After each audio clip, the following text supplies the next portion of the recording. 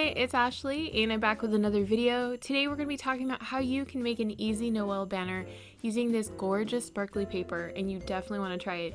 It's a very easy and inexpensive DIY, so if you're ready to get started, make sure you click the subscribe button and hit that notification bell so that you don't miss out on any future content. Let's get to it.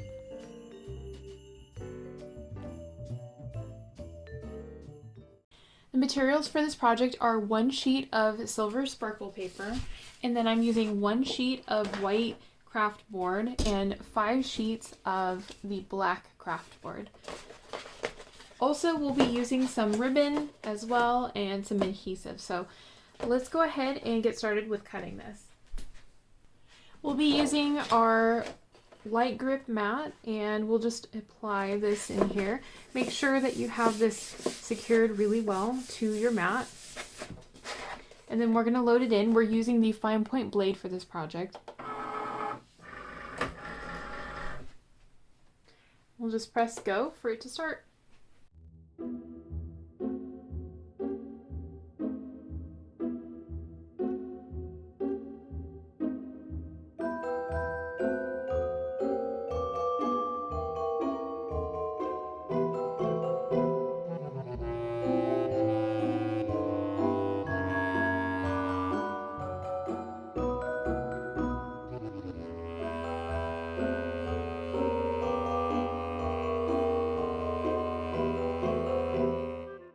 Next, you'll remove the item from the machine by pressing the unload button.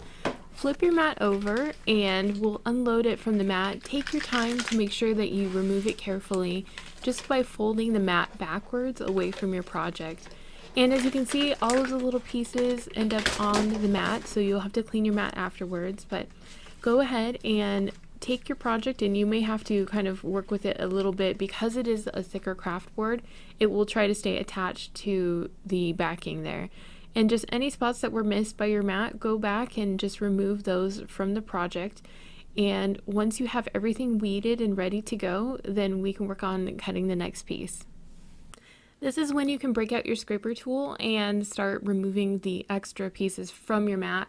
Be careful not to press too hard because we don't want to remove the adhesive. We just want to kind of lightly scrape the pieces off, and then we can clean up our surface.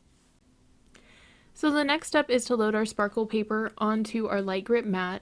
Make sure that you change in the settings that you're working with sparkle paper. Every time you change in between different materials, it really helps if you change out the material settings. That way you get the best results possible.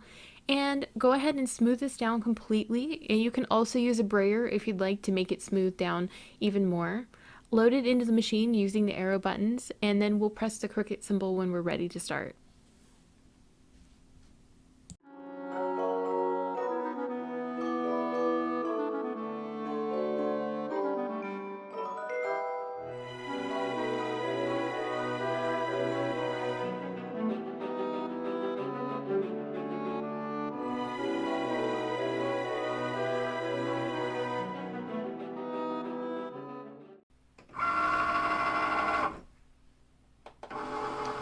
We'll unload that, and as you can see, there's some extra material left here, so just save that, the scraps that are left over, and you can make another cute project with it.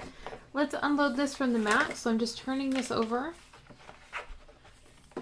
and this is a pretty thick material, so it should come off nicely.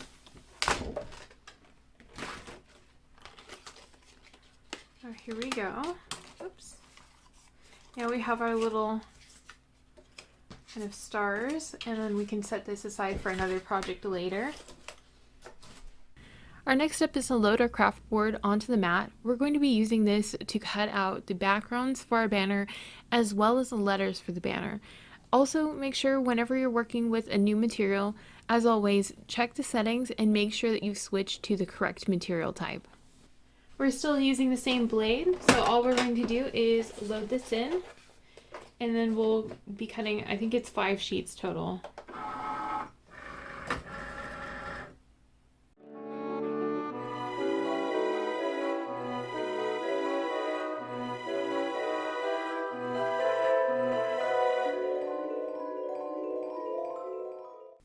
Now we're ready to remove the craft board from the machine, so go ahead and unload it using the arrow button. You're going to see that there's a lot of debris when you're working with craft board. It's because it's kind of a thick material, and when you're cutting out details like this, it will always have a little bit extra to weed out. So you're going to remove it from your mat just by flipping it over and rolling the mat away. Also, make sure that you clean up the letters after you've worked with them, because there'll be the little pieces that you have to weed out.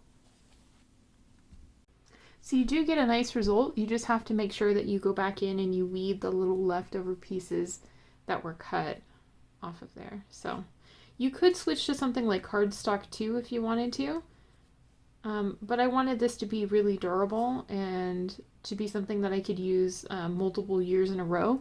So I decided to make it with the craft board. So what we'll do is we can definitely save this for another project because it didn't use very much of it. We'll clean off our mat and throw in the next few sheets. We're going to be cutting the same shape 4 different times, so I'm just going to speed through this, but we're just basically cutting this, loading the mat and cutting this 4 different separate times.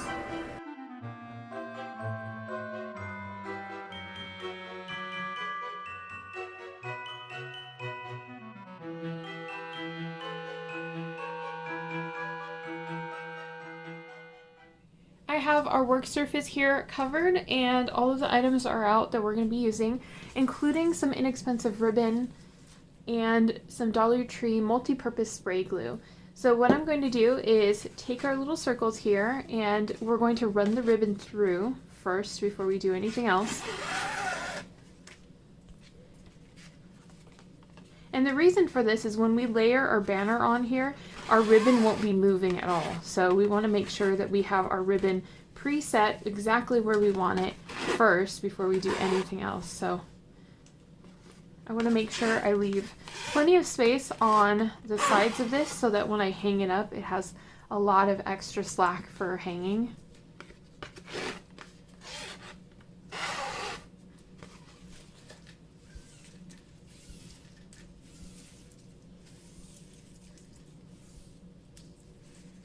I think I'm going to display this on my mantle. I think that will be super pretty. So if you're going to make this one, where are you going to display it? Have you decided? Are you going to display this above a doorway? Maybe on a wall? It would look really pretty along a wall as well. Something I love about doing paper crafts is they're often more simple and quite fun than you would think. So I love that you can create a project and it doesn't take that many supplies or that much time to create. Also, when we're creating this, we want to make sure that we have left not a ton of space in between, just a little bit of space for each section so that when they hang freely, but they're not so far apart that it's very difficult to tell what it's actually saying. So I'm just going to continue feeding this through, and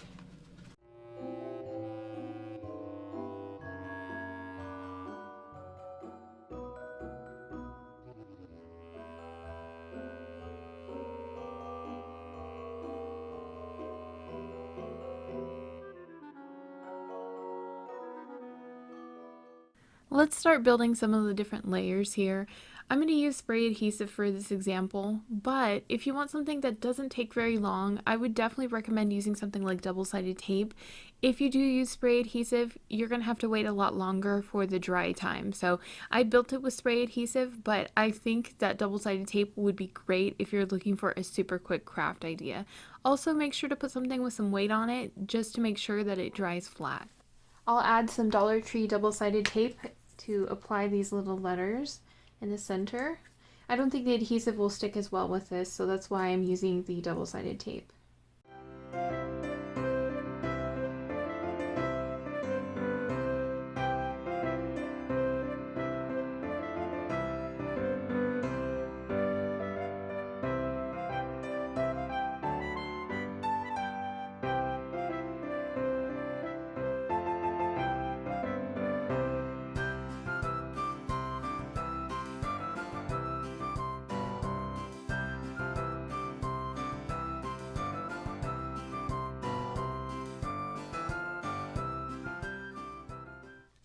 I'm going to take the Dollar Tree foam tape and apply it to the back of this so that we get a little bit of a 3D effect with this.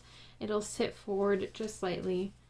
So let's go ahead and cut some pieces of tape.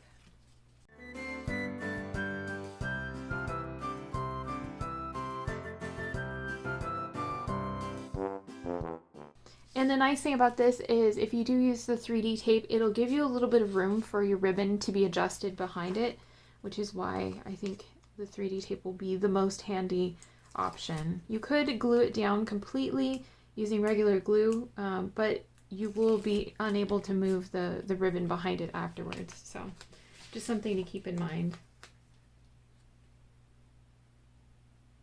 So I'm just going to place this, try to make sure it's as centered as possible. And then we can use our brayer, or you can use your hands to push this down as well. The goal is we just want that adhesive to stick really well. And we'll continue this in order.